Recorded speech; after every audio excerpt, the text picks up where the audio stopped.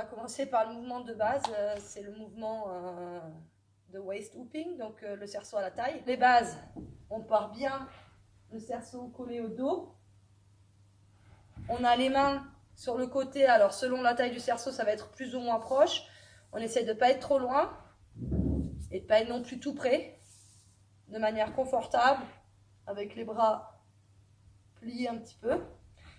Et donc la première chose à faire, c'est simplement de lancer le cerceau et pour qu'il soit droit. Pour faire ça, le mouvement, c'est de passer du côté vers le ventre. Doucement, plus on lance vite le cerceau, plus on va devoir bouger vite après pour le tenir. Et donc il vaut mieux le lancer doucement. Je montre un peu du côté. Voilà. Autre côté. Voilà.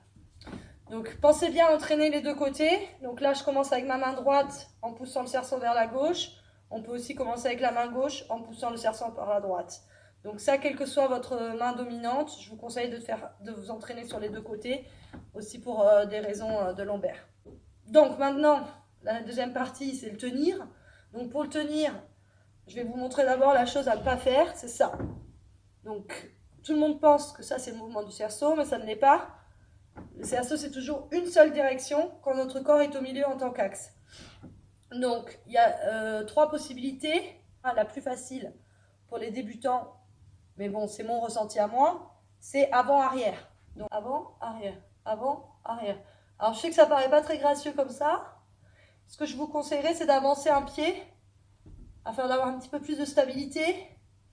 Et donc là, vous voyez le avant-arrière, avant-arrière, avant-arrière.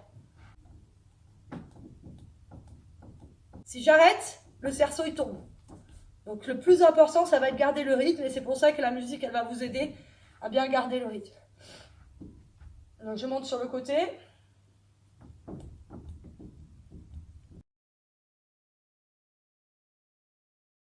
Vous avez 2 autres façons. Côté-côté. Donc là, je vais avoir plutôt mes jambes écartées. Et donc on y va. Bon, c'est pas ma préférée celle-là. Vous voyez, je le tiens moins bien. Côté, côté, côté, côté, côté, côté. Et ensuite, celle qu'en fait, au fur et à mesure, on va faire quand on commence à danser avec le cerceau, ça va être une genre de diagonale. C'est-à-dire qu'en fait, au lieu d'être vraiment en avant et en arrière, on va être un petit peu plus comme ça.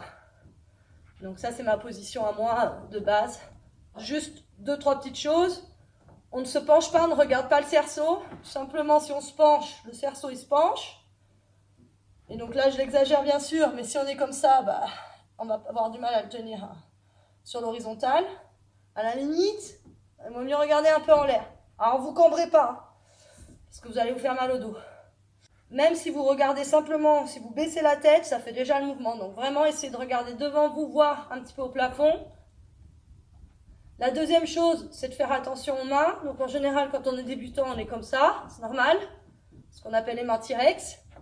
Donc une fois que vous le tenez, eh ben, essayez de le tenir avec par exemple les mains les unes sur les autres, c'est déjà plus joli. Et ensuite, vous pouvez essayer de voir ce que ça donne. De tirer les mains. Rentrer. C'est un peu le clown. Ok? Ça, c'est la position la plus difficile avec les mains en l'air. Parce que là, on va vraiment être à fond dans les abdos. Donc ça, vous pouvez l'essayer, mais je vous conseille de ne pas le faire tout de suite. Et encore une fois, faites bien les deux côtés. Particulièrement si vous entraînez beaucoup la taille et particulièrement si vous avez un lourd cerceau. Pensez bien à entraîner l'autre direction.